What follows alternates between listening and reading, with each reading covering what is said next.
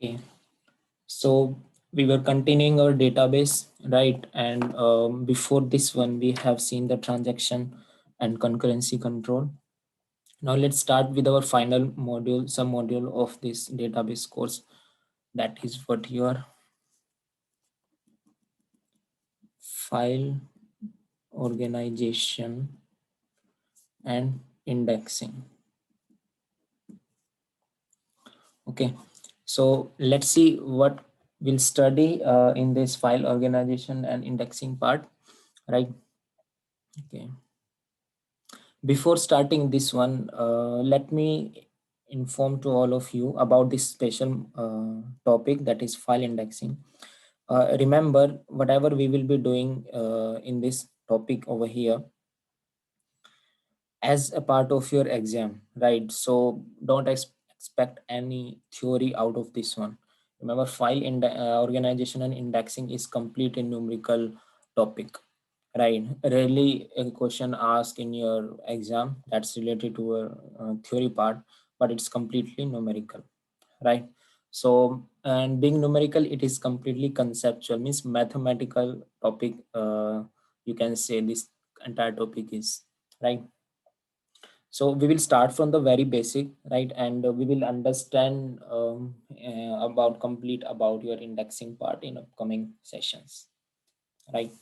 So as the name says, it's a file organization and indexing, right? So file organization means how we organize our file. Files are basically present in your hard disk or say disk, secondary storage and all those. So whenever we'll see about the file organization, the files generally consider about the disk and all, right? And then we will see the indexing part, right? Before that, we will see why actually there is a requirement of indexing in the database, and then we will see where indexing comes in the database. What's the motive behind doing the indexing? Is it mandatory or it's an optional? We will see that all those things. So remember, as a part of introduction, right now we'll be understanding this concept you might already heard of in your operating system, might find very familiar to that. Let me know if you face any issue in understanding all those things. I will be covering in a speed because you already know all those things, and I will inform you where our indexing and the database will come into that. Okay, so before that, let's start understand why indexing is there, right? Why there is a need of indexing. Basically, the introduction part. Okay, let me, we will consider the architecture, that is your CPU, RAM, and disk architecture. We will understand with the help of this, right?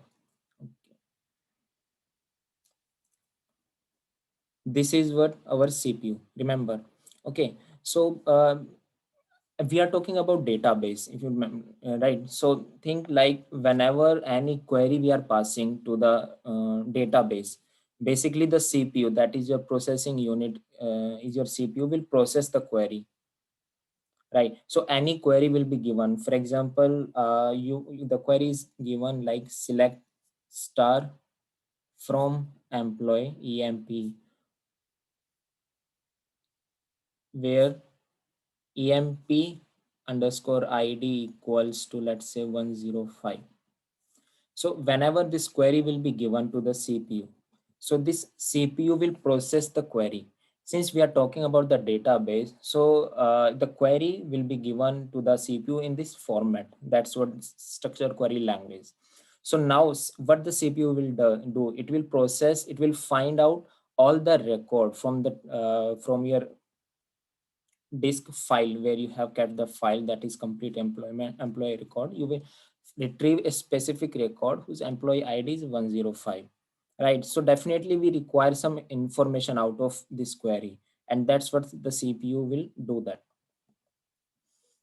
So here we have your RAM, and this is actually your what's the storage, where you can see the disk part where you have the record. Okay, let's understand first this disk part over here. So this disk or say the secondary storage, remember we have categorized this storage into different blocks. These are what block. Let's say start from block 1, this is block 2, and so on, some block, and let's say last block. And right in the block, remember we have what record. These are what records that we want to retrieve, right? So let's say this is our complete database that is stored in the disk, right? And here in the database we have the record over here. These are what your records. So whenever CPU will, okay, remember, we have already done the discussion over this one. The CPU execution speed is very fast. That is your MIPS instruction execution, million instruction per second are executed by CPU. And we know that this, that is secondary storage speed is very, very low, right? That is in a millisecond. And for CPU, it's nearly nanosecond, picosecond. So you can see how much fast the CPU is, right? So now understand, CPU got this query, right? And we know the record is kept in your disk file. So we don't directly communicate CPU with the disk. Why? The reason behind, there is a speed mismatch. So we already know this concept in computer organization and architecture. Due to that reason, we first pass on this instruction to the RAM. The speed of RAM is generally high, right? So we instead of getting the data from the disk, we first look in the RAM, right? And whenever we'll look for the file, basically in the RAM, if we found this file, definitely we will retrieve, give back to the CPU, or else we will then move on to the disk. Means the RAM will contact to the disk. There is a connection between them, like data bus and instruction bus and all those you have seen, and the data will be taken from the disk and loaded to the RAM. Then data will be used and then again put back to the disk. So this is our a kind of process being followed, and we are quite familiar with this one, right? So what happens, just try to understand, we have the block architecture over here. In operating system, these blocks are called as your pages. If you remember the page replacement algorithm and all those, right? We call this block as a single page.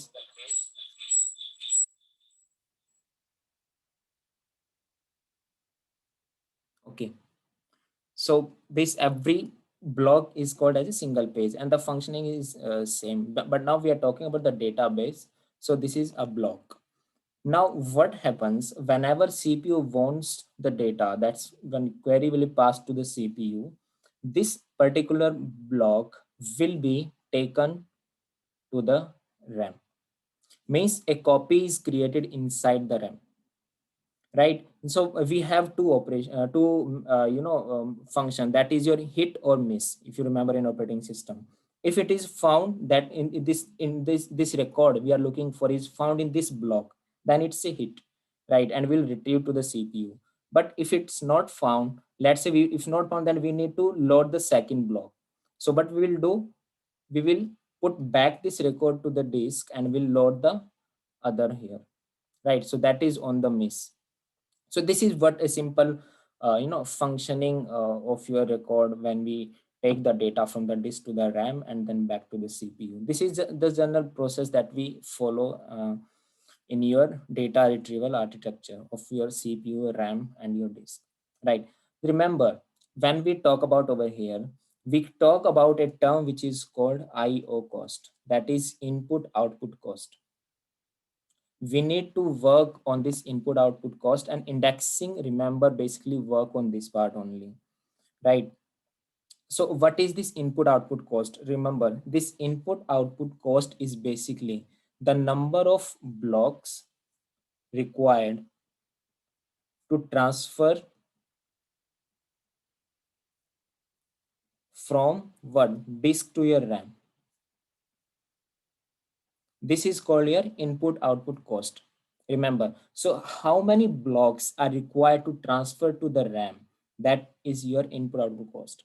So remember, if more blocks are required, for example, when we'll take one block to the RAM, then it's not data not found, then again second block, and then we'll see The way of loading the block into the RAM is also depend. We will see how that, if the data is order or data is not unordered, right? Unordered or ordered data. So it depends. But right now, just try to understand the basic thing why indexing is over here and what actually it does. So we'll take the block, we'll put over here in the sequential manner. We have stored this data, right? Then if it's not found over here, we will move on to the second block. Then we'll put in the RAM, and then we will again check whether the required record is present in this block or not. Again, we put back and we load again. So the number of blocks, so as many blocks we'll put to the RAM, right? Our input output cost will be what? We need to minimize this, right? We need to load as less as blocks that we can load from the RAM, right? Less number of blocks. The motive should be there should be less number, we need to bring as less as number of blocks to the RAM. That is, we need to reduce the IO cost, input output cost. And this is actually is done with the help of indexing, right? If we not have anything in between RAM and your disk part, right? So definitely RAM will contact directly to the disk and it will check every record, every block in this disk, and it will give back to the RAM. If we have something called as, or that, and that's what we have, that is called your index page, right? So we use that page inside in between the RAM and the disk, and RAM will contact from the that index page, and then from index page will go to the disk, and in this way give the data. So remember, why we do indexing is basically we want to, reduce this input output cost. We want the less number of blocks should be retrieved from the disk to the RAM, and we can easily find the record that we are looking for in the query, right? So indexing, see, remember one thing, indexing is not, it's not a mandatory part, it's an optional. If you are not required, like let's say you are not willing to put any indexing over your database, that's completely fine, right? But when it's about, time management, you want your database should be fast enough, then definitely you have to use the indexing, right? And that's what we think about IO cost, that it should be as as less as it can be, right? Now, and let's see where this indexing comes in our database, right? See, let's see what we have covered in the very beginning. Remember, see, this part is being taken care by your database developer, right? So what actually happens is, whenever there is a developer, say the admin of a database, then developer wants to create the database. So it's a life cycle quite similar to your software engineering, if you remember, right? In the software engineering, you have the life cycle, you will see, right? So what actually happens is, in the very beginning, for creation of any model, we go for requirement gathering. We collect the information what actually we want, what's the requirement of the model, right? So that is something called as SRS. That's what a software requirement specification. We collect the entire information. For example, we're talking about the database, we will collect what, on what domain we are creating the database, what will be the functionalities of database, right? So everything will be taken into consideration, and will be, this is a document actually, right? So we create a document that is called a SRS document, and in which there everything is being specified. So after creation of document, we will move to our diagram. We have seen that, right? So diagram is what? Basically, this is a model. So whatever information we have collected, we are creating the diagram. Means our information is represented in the form of a model, right? So this diagram will help us to visualize what actually we want to do, right? And we have seen how we make the diagram out of the information in the statement format, in the text format we are given. After creation of diagram, once we have model this model, we move to a relational model. So what's that see, once we have created the model, then we will make what a logical design, say the implementation of the model, and that's what a relational model. We have done that.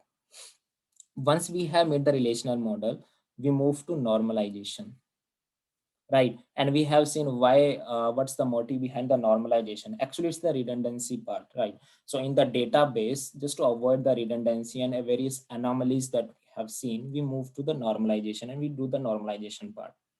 Once you have done the normalization over a database, then it comes about your file structure. See, why here you see till now here you have created your database, right? So remember one thing, if you have created a database, that's fine. But if your database is very slow, then that's of no use, right? So the thing is, if you want to retrieve any data from the database, then definitely it should be fast enough, right? For example, if you want to query some timetable of the train over, let's say IRCTC website, then definitely it should retrieve the data instantly. If you are query today and you're getting response tomorrow, then definitely it's of no use. And that's why we use the indexing part, that is in file structure, right? So we reduce IO access time over here on the database. But remember, it's not mandatory, it's an optional, right? If your database is very small, then definitely there is no need of indexing and all those. Here in the file structure, we will see, we'll use some data structures over here. That is your b plus tree, right? And these data structure are used to save your index files in the file structure, right? And after implementation of this, we generally cover your transaction part and all those, right? So you perform the IO input output, ask for the data, but definitely whatever action you will perform on the database, that's with the help of transaction, your database should remain consistent, and all those ACID property, all those we have already seen, right? So now we will cover this part over here, file structure, right? uh, okay. Regarding file structure, let me give you some information that you are already familiar with. Remember, your file structure is quite similar to the, is basically a data structure itself. Remember this thing. But remember the data structure that we used to study in our the course, that is what your specific course on the data structure includes your linked list, double linked list, stack queues, and all those, right? This file structure is another data structure, but it's different from those data structures, right? Means the discussion part of this file structure is done in a different way, right? Because see, file structure we generally used to cover more in operating system and also in your database. That's in the towards the end of your course, right? Remember, we have different files, file systems in to manage such type of file structure, right? You have heard of this one and probably you have studied as well. This file system includes what your NTFS, right? Even your FAT32, these are all file structure, how we manage the files over here, right, in the file system. So these are the different ways with the help of which you manage your file, right? So in operating system, we manage a file in the disk, that is in secondary memory, in three different ways, right? These are the modes, that's NTFS, FAT32, but we have three different ways of managing all these file in operating system, right? If you remember, one is your contiguous allocation, right? In contiguous allocation, you have understood the concept of internal fragmentation and external fragmentation, right? And then you have linked allocation, I guess, right? There is one called as linked allocation. There you have seen about using a linked list. It's a kind of linked list, right? So one file is linked with the other file, maybe not continuous, but with the help of the linked list or the address, different files are connected with each other, right? And one more, that is, I guess, index allocation, right? Indexed allocation, something like, right? So in this one you have understood of inode index, that is very effective as well than your contiguous and linked. allocation. Index inode basically of Unix environment, you have understood of this one. One node in this data system, one node contains the the address of all the other nodes, and then it's a kind of index. That is the main node, if you know all those things, right? So these are the different ways how we organize our files, um, manage our files in the secondary disk and all those, right? Here we store our file in, see, remember, in the database we will understand, we'll store our files. See this one, this is the file over here. In the file we have the record, so we will store all these files in what, contiguous, sequential contiguous allocation manner, right? So we are considering this part only, contiguous allocation, right? And we store this information in two ways, that is your either sorted and other is your unsorted, right? So we store that record in the blocks, that is either it will be in sorted or unsorted. Remember, sorted and unsorted are, in the record, if you know, right, we have multiple attributes, right? So we are saying that the record is sorted. We say this term sorted with respect to an attribute, right? So with respect to an attribute, we are saying that it's sorted. For example, if you take the employee, we have employee ID, employee name, age, and department number, right? We say that this data file, this file is short in the sorted format, right? How we are saying that? If we saying that EID, on the base of EID, the data is sorted, then we say it's a sorted manner, right? Remember, for EID, we say the data is sorted, but with respect to other attribute, EID is not sorted. Why? Let's say, see the age part, right? If we sort the data on the base of the attribute is, then EID will be unsorted, right? So this is the reason. Try to understand. We perform the indexing on the sorted attribute, right? So that is what your one of the indexing called primary indexing, right? So we will see all those things. So we can store anyhow, just understand, we can store the database in two format, that is either sorted or unsorted, right? So is there any doubt? You can just tell me. Now let's see a few points that will help us to understand the indexing part. So this is a basic thing, like database is basically a collection of your files, that is your table, and files is a collection of blocks, we say in operating system as pages, and blocks are collection of your record, right? So the record that we know, right?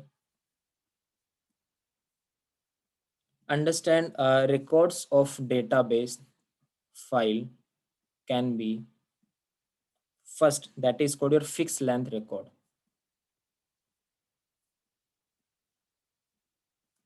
right? So what are the fixed length record? Remember, every record of database file will have fixed size, right? So like this one, this is your record R1, let's say this is record R2, and so on. The size of this record will be fixed. For example, let's say this is 400 bytes, some 400 byte, 400 byte, right? And so on. Remember, after this one, in the very last, we used to have something called as block header, right? This is called your block header. This is actually the offset address of your record. So from here you can refer to the record which you have stored over here, right? So sometimes in the numerical you find the value of block header as well, but we know the size of, when we talk about a fixed length record, every record have fixed size, right? So in database, how you create that? Create, let's say, create table, some table R, right? Then some attribute A, let's say char 100, B char 100, and C, let's say char 200, right? And this one. So here, what is the your record size, total record size? 100, 100, 200. That is your 400 byte. right? So this is what your 400 byte over here. You have ABC attribute. So one is called your fixed length size. The other is called your variable length record. That was fixed length record. This is variable length record. See, these are all terms will be used in the numerical and very important to understand. Right. So this is how it looks like. For example, we have R1 record of let's say 300 byte. Some R2 record is there of different size, let's say 500 byte. Some R3 record of 400 byte in this way. So the length is what variable. In the very last, we can have your block header. I will represent by H block header. Okay, so we get the information of all the all the records with this one. So in database, how we create that? Let's say create table R, right? And then let's say D with char 100, E char 200, for example. It's only comma. And now let's say F. The data type is, if you remember, text. This text means what? This is of different size record for each, in this one, in this record, different size attribute means the text size, whatever input you will give in the text will be the size of your complete record in this one, right? So this attribute data type shows that you have variable length record, right? So you can have any of these one. Remember, we have these of these two different type, right? Okay, now let's see the organization part, how the records are being organized in the database, right? Let me know if you didn't understand anything. These are easy, just we need to cover. Record organization in database. First is called your span organization. Span organization, right? Remember what actually the span organization is. For example, let's say this is our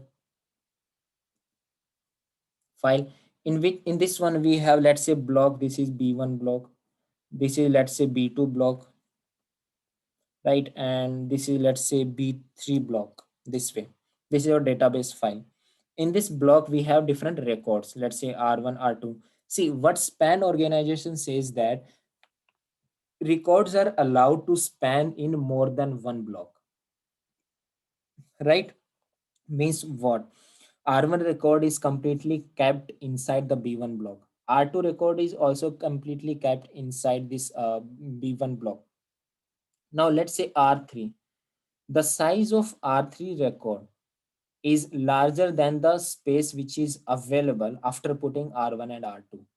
So what we have done is some part is kept in B1 of R3 and some part is kept in B2 of R3. That is called your span organization of your record. Right? Understood? So let's say your block size is of 1000 byte. Let's take some value, 1000 byte. And your record size, that is fixed length record, fixed length size record size is your 400 byte. R1 400, R2 400, that is 800, right? So out of this 200 is left only, right? And for R3 again 200 will be kept here and 200 will be kept in B2 block, right? We will see that by using span organization we increase the access cost, increases the access cost. We will see this part, right? So even you can just think of line now, right now we want to access record R3, right? So what we have to do, we have to check B1 because R3 is present in B1 also, and then we have to check this B2 record also because this R3 is present inside the B2 also. But remember, this thing will take more time when these blocks are not stored in the sequential manner, right after B1 if we are not having B2, right? So definitely that it creates a it will take more time, the access cost will be much high in that case, right? But remember, the benefit of this one is there is no internal fragmentation, if you remember, right? There is no internal fragmentation. That's what we are leaving no space inside the block. That's not wastage over here, right? So understood, this is called your span organization. And other is your unspanned organization. Unspanned organization, quite opposite to this one, right? So we can say, considering the same situation, we have B1, let's say we have B2 and we have B3 over here, right? So block size is again 400 and record size of, so block size is 1000 byte and record size is 400. We can kept R1 R2 over here, but unspanned organization says that you are not using this space now, you will put R3 in the new block, right? So spanning of the same record in different blocks is not allowed. That's your unspanned. So complete record should be allocated in one block only, right? In this case, we have again less access cost of your record, because anyhow you have to access only one block over here for single record, right? So this is what your unspanned organization. Remember one thing. See, remember this point is very important, generally used to ask. Span organization is preferred to store database file with your variable length record, right? So this one, span or organization, right? Or span organization of data is preferred to store database file with what? Variable length record, right? But for unspanned organization, we use what? Fixed length record, right? Keeping in view, there should be less access cost, right? Our data access should be fast and all those factors, right? Okay. So any doubt in record organization and record size? Okay, let's understand. For example, we have the record. Let's take a small example. Our record are of size 70, 40, 65, 50, 55, 60 and 20 respectively. Now block size is 100 byte, right? So let's say these are what block size, that is B1 of 100 byte each. These are all in bytes. So we have B1, B2, B3, B4, B5, B6, and let's say B7. See now, the question is, what is the percentage of memory wastage of database file if unspanned organization is used? Right, we are using unspanned organization, means either you completely fill the data record in the block or you not. That is right. So B1, let's say 70 is here, right? So you can put 70 R1 record, let's say 70 over here. Left is 30. Can you put 30? No, this is 40, right? So you will put R2 record, that is 40 in the sequence, right? Then leftover is 60, but we need 65. So we put R3 as 65 over here. In this way, 50 we cannot put in this B3. We will put 50 over in this one. Rest is 50, but again we need 55. So R5 is kept here 55. Then 60. So 45 we cannot put that. So R6 we can put over 60. And now left is what? 40. Our requirement is 20. So definitely we can put. So R7 we can 20 over here. That will be kept. Right. So what is the total space allocated? Total space is what? How much the size? 100 times 6, because 6 blocks are used, that is 600 byte. Right. But what is the used space? Used space means the addition of this complete total. That is your 360. Right. So wastage, what will be the wastage now? 600 minus 360, that is your 240. Right. And the percentage you can find out, that is your 240 divided by total you have actually used 600, that is around 40%. So you can see how much wastage is over here in this unspent organization, right? But remember one thing, at present time, right? So in the present time, we are not deficient to the space, so the memory part. We can have as many amount of memory we can, we can create. But the time but the thing is of your time, right? So we give priority over the time over here. That is your input output. So the cost we need to minimize. So whenever we put a query, it should be as fast as it can be, right? So that's why we are not taking so much serious about the space. Rather, we will look at the time optimization part over here. That's your indexing actually help you to achieve that, right? Okay, so let's understand a few terms. That is, first is called your block factor. See, these all definitions, small definitions are very important. We'll understand, we'll solve some question. Block factor is actually the maximum possible record then that can be put in the database block, right? So let's say this is what our block, this is your b bytes. Let's say the size of block, b bytes block size. That's insane. H is your header. Block factor will be what? If R is record size, right? If R is my record size, then block factor, that is BF, equals to what? This B minus H by R, and we take the flow value. That is what your record per block, right? This is B minus H value.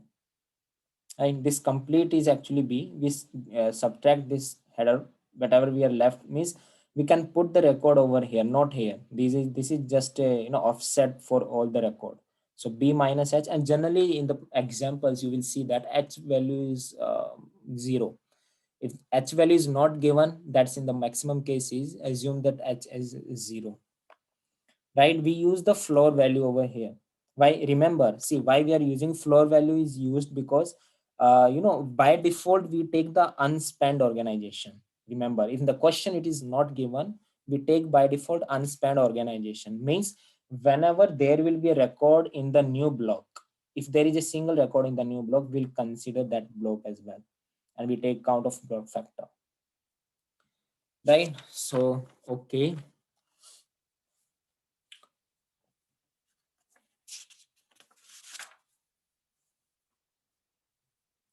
Okay, understand this thing. Access cost of your the access cost to access the record from the database file, that is your IO cost. Let's understand this thing. It's again important. Let us say this is our disk, that is your database. We have the block.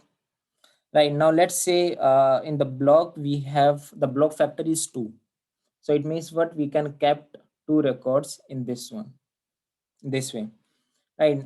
Let's say we have the record of employee, that is EID, right, and a lot of other attributes and some other attribute. Let's say PP number. Okay. Let's take the values. Something. It can be any value. Let's say I'm taking 12, 14, 15, 18, and so on.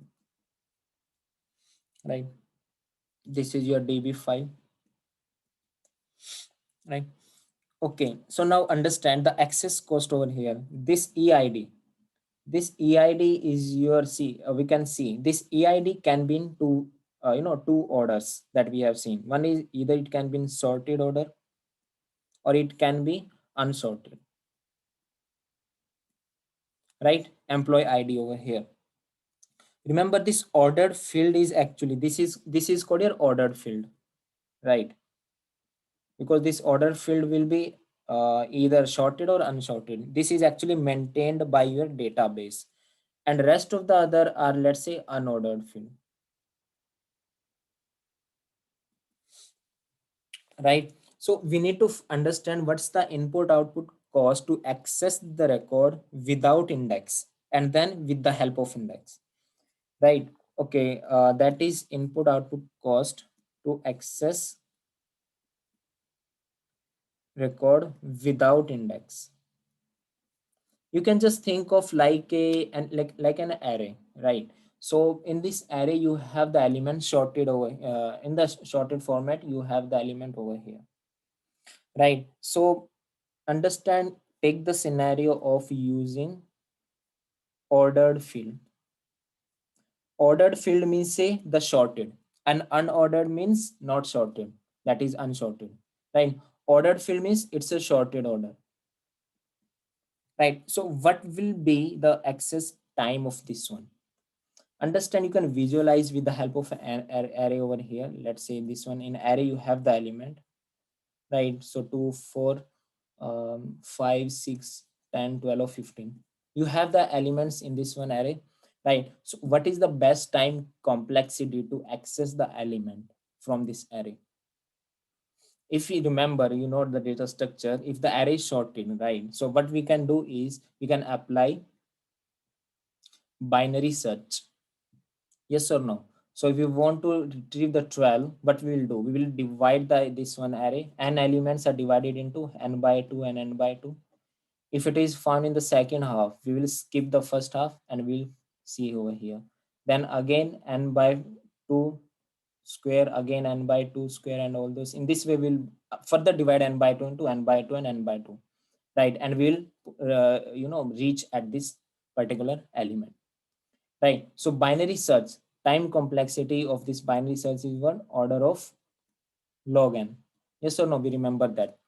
So the reason and we have seen the binary search we can only apply when we have the sorted data, right? That's what the order field, right? So remember, in this case, IO cost will be what your log of n base 2, right? That is block, and we'll see the floor value. These are the number of blocks, right? Now understand, if we have unordered field, that is using unordered field, right? So unordered field means we have the array elements, right? And these elements are not sorted. So how, what is the the best time complexity then you can apply in the array which is unsorted? So that is what your order of n as many element, that's what your linear search, right? You can apply a linear search over here. Linear search, that is time complexity order of n. So remember, when you are using unordered field, that IO cost will be what your, that is as many blocks that you have, right? The number of element. So n is your number of blocks. For example, we say, because we retrieve a block, remember one thing, we talk about the IO cost, remember one thing that is very important. uh, we generally talk about the IO cost of blocks, not of record. Means the time taken to search a block. See, in practical example, what actually used to happen, it's very difficult, or say it actually consume time when we look for a block rather than a record. Why? If we found a block, in the block we have a fixed number of record. Let's say they can be about 50, 60, or let's say 100 number of record. So to search within within those set of record, it's a negligible time complexity. I mean that very less time is being taken, right? And that's why we generally used to ignore, don't consider that time. But it's very important to search the record is present in which block, right? So that's why we generally used to find out the time IO input output cost of blocks rather than we consider the record searching inside the block. In the real life scenarios, we may have thousands of blocks, right? So but if we found a specific block, we can find out the record inside the block, right? So as many blocks we have, the IO cost is always of your block, not of your record, right? This one. So n is also, it's a block, so IO cost is your log of n, that is the floor value of your these many blocks, right? Okay. So this is for your IO cost when we consider ordered field and let's say unordered field. Okay, let me know if you have any doubt in this one.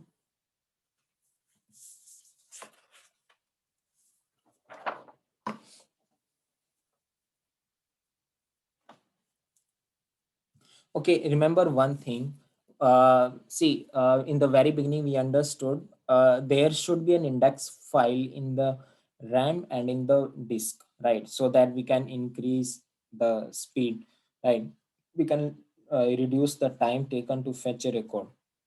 That is your IO cost, right? So that index file, now we'll see that index file, actually each entry of index file contains two fields.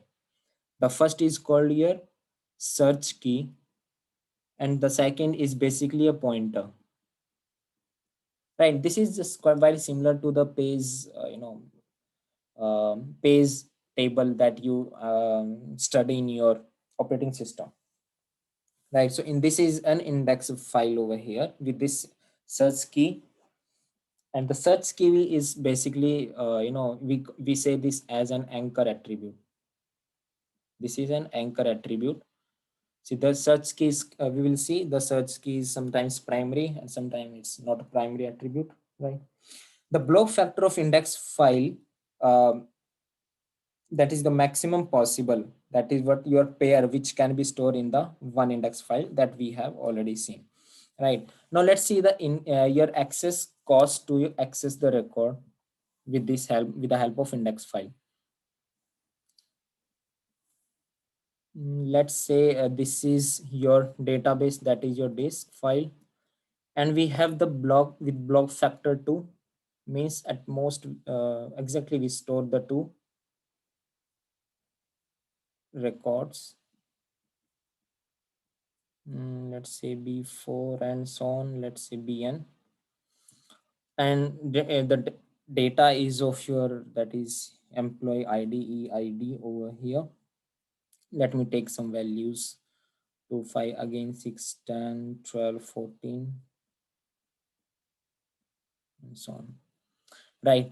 Now see, this is after the disk file we have index file. We say this first level index. We will see that we can have as many of index pages over here. This index file will contain a pointer and your EID. That is what the order field, or say the field that we'll be using in this one, right?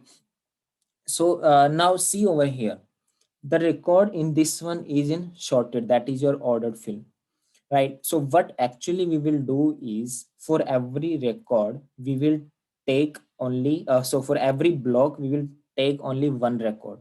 Let's say two we have taken for this block b1. For second block we'll take six over here, right? For third, let's say 12 and then 15.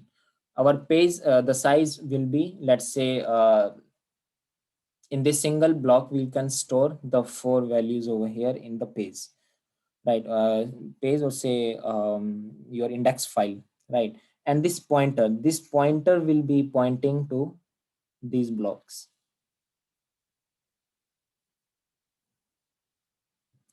right? In the same way we have 20 and so on.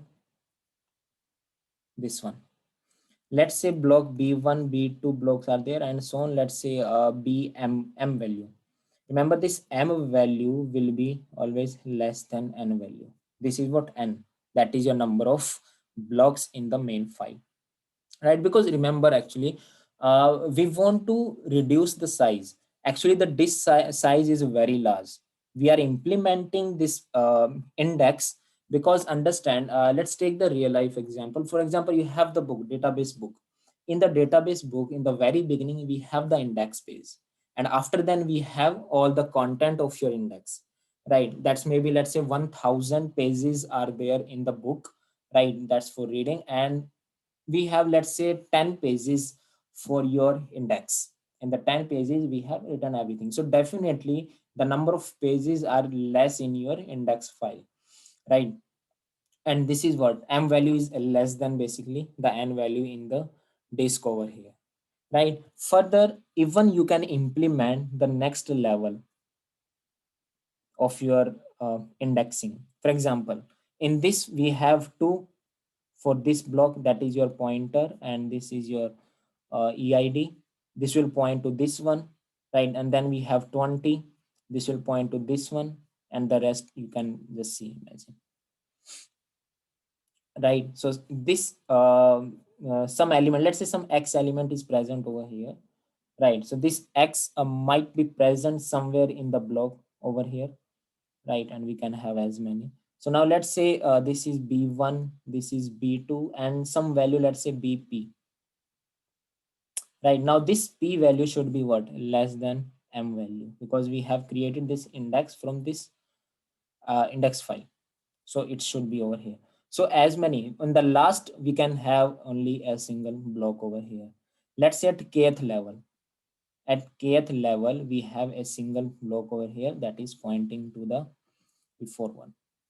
Before previous one. So understand the two, let's say some element, let's talk about this X element. This X element will be present over whatever the access record. To access this record, any record it can be, right? Remember, let's say X record we want to access. What should be the cost for this one, access cost for this one? Now before this one, let's see about the first level.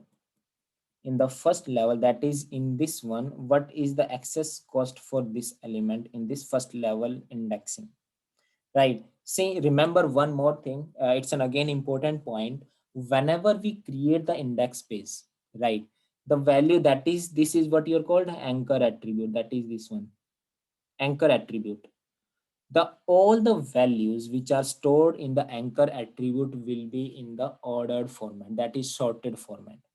Always remember, this field can be unordered, but when you create the index, the values will be always in the ordered format, right? We'll have the sorted data over here, because if it's not sorted, then that doesn't make any sense, right? So since we want to retrieve X from this first level page, and this is what sorted, so what should be the value? That is log base 2 of how much? BMM, number of blocks are present, and we take the sale value,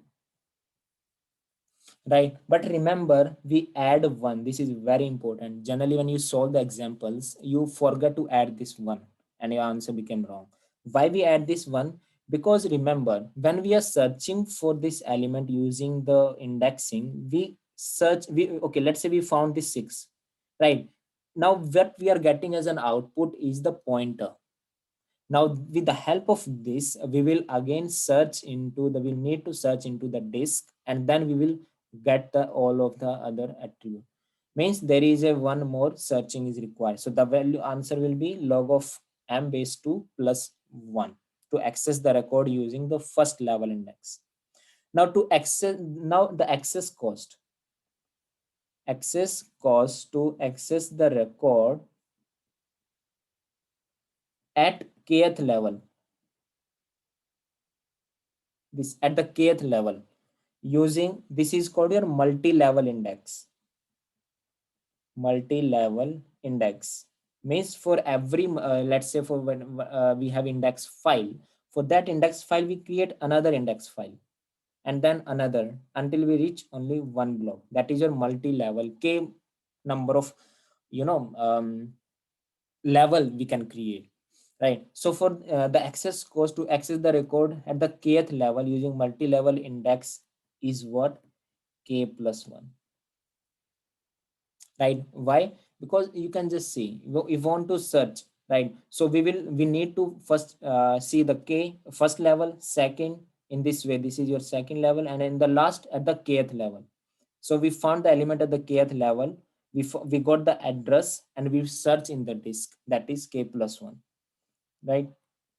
So remember this one. And the block factor, in that case, the block factor of index file will be what? B minus H, that H is your the size of your header, divide by K plus P. Remember, and this again floor. So what is K? This one. The K bytes is the size of your search key. K bytes. These are in value in the bytes. K byte is what? The size of search key. And P bytes is what? The size of pointer,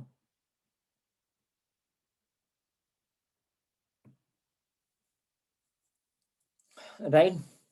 So understood. See, this K and P are here in this one, this one. This is your what? P, and this is your K,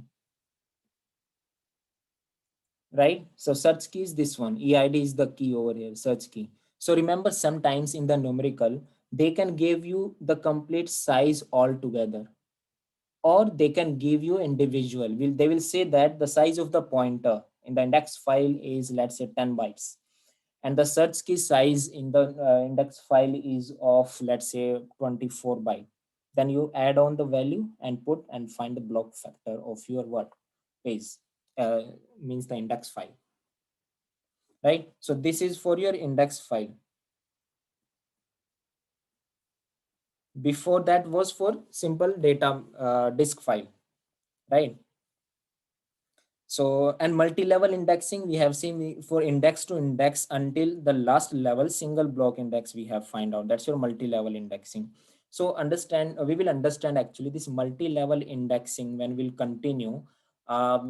This become a dynamic multi-level indexing. That is your B and B plus tree is actually this what, right? So in this one, as a part of indexing, we will only stick to one or two, levels of indexing, and we'll move to the multi-level. It becomes your dynamic data structure as your MLI, that multi-level indexing, and that's your BNB plus T will read over there.